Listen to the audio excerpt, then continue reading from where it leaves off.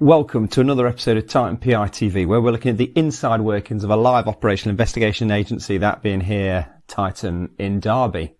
I am your host and Managing Director of Titan Private Investigation Limited, Simon Henson. Thank you for watching another episode. Today we're going to be looking at why do losses occur. So surveillance is the art of covertly monitoring and recording the movements of an individual without being detected. Sometimes though, due to the behaviour of a subject or due to hazards, we can have losses. So an example of that would be somebody that is involved in criminality and we are following them. They're going to have a heightened surveillance awareness, or as we say in the industry, have their head on a swivel. So that would be an issue and might lead us to have losses. It might be that there's only one operative on the deployment, which at Titan, it's always a minimum of 2. You can't do surveillance with one operative. However, some agencies do. You are very likely to have a loss. And the reason for that is because if someone, the person who's the subject of the investigation, comes out of a house on foot and walks half a mile, for half a mile they've got one person behind them. If they look over to cross over a road and see that person and then see them again as they exit a shop, they're soon going to become very aware that they are being followed. And you wouldn't have to have an awareness of surveillance. You're just going to keep seeing the same person. Same scenario, someone comes out of the house, gets in a car and drives away. If it's the same vehicle behind you, time and time again, you're going to be very quickly come aware that you're under surveillance. So it has to have a minimum of 2 surveillance operatives. If there is only one surveillance operative on it, and the subject becomes aware that they are under surveillance, then the decision, even if there's 2 on it, then the decision has to be to stand down, come back, live another day. We'd rather have a loss than a compromise. And if we don't stand down at that point, it's intrusive. You've got to think of the surveillance team's safety as well. What's the reaction of the subject going to be? Do we know the background of that subject? Do we know whether they have a criminal background? We don't know generally. And it becomes sort of KGB, very intrusive and overt surveillance. And surveillance isn't. As I said, it's the covert recording and monitoring of an individual. So firstly, it needs to have a minimum of 2 operatives to minimise the likelihood of a loss. So if a loss does occur, there's 2 types of loss.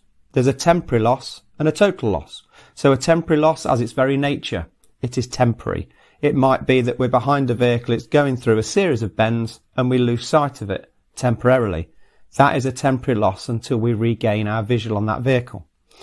It might be the same scenario, the vehicle's going through a series of bends, we have a temporary loss and then there's a junction to our left-hand side. At that point it becomes a total loss because the vehicle could have gone left. So if it's a temporary loss, there's nowhere where the vehicle can escape.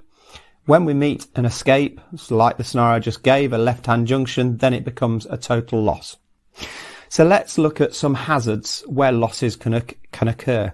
So if we look at mobile surveillance first, so that's when we're following a subject in a vehicle from a vehicle. So it might be that we have 2 vehicles between us and the subject, or even just one. So our car is being shaded a little bit from a vehicle in front of it. The subject gets to a set of traffic lights, gets through the traffic lights, but then they go to red and the vehicle in front of us stops. That would lead to a temporary loss and may then lead to a total loss.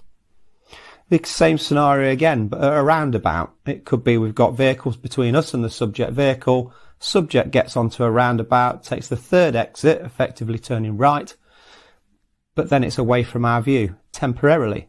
But once again, if we don't see that vehicle before it comes to a possible escape, then that would then become a total loss. It might be that we've all had it before. We're on a dual carriageway. You've got a lorry behind another lorry. Our subject drives past that lorry, and then the lorry driver, both limited to 62 miles an hour, decides to pull out and tries to overtake the other one. So that would be a slow-moving vehicle which is balking the surveillance team, which can lead to a temporary loss, if not a total loss. It might be we're in a rural location, so we are following a subject on rural roads with a long view behind them. So we have to give them a little bit more room so that it's not the same vehicle behind them all the time with very little on the road. That can lead to a loss because we're giving them that little bit more room.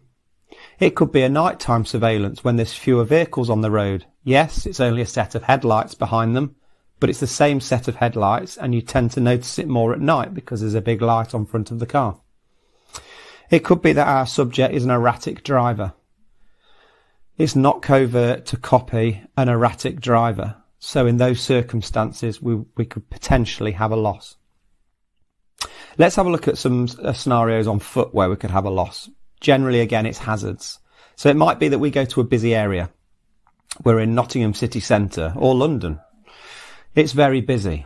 If it gets busy, we generally close the distance between us and the subject so they can't get away quickly. And so that if there's a number of people in front of us, we can still see the subject, so we close that gap down. But that can lead to a loss.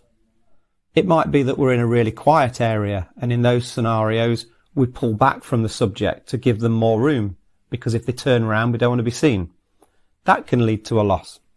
It could be that our subject goes into a shopping mall or a shopping centre and goes straight into a department store. Department stores are a massive hazard, especially with only 2 foot surveillance operatives on the ground following the subject. They have multiple exits on multiple floors, and they usually have lifts, escalators and stairs. With 2 operatives, it's a tall order in a department store. Doable, but there is a potential always for a loss. It could be that our subject travels to St Pancras in London on the train. We've got 2 surveillance operatives with the subject. The subject then comes out of St Pancras towards King's Cross and gets in a cab. There are no other cabs in the taxi rank. That's going to lead to a total loss because the subject is away from our view. If there's more taxis in the taxi rank, then hopefully it won't be too much of a problem and we have ways of being able to follow the taxi rather than say to the cab driver, follow that cab. So surveillance takes a minimum of 2 surveillance operatives. If you ring an agency and they say they can do it with 1, then alarm bells should be ringing. For the tactics of surveillance, it takes a minimum of 2. With 1, you are so much more likely to have a loss or lead to a compromise. A compromise may then have a backlash on you as the instructing client because they will know that they are under surveillance. So please, 2 surveillance operatives every time. Anyway, that's another episode of Type PI TV. Thank you for listening. Please give us a thumbs up. If you don't want to miss further episodes, then please subscribe to the channel. Till next time.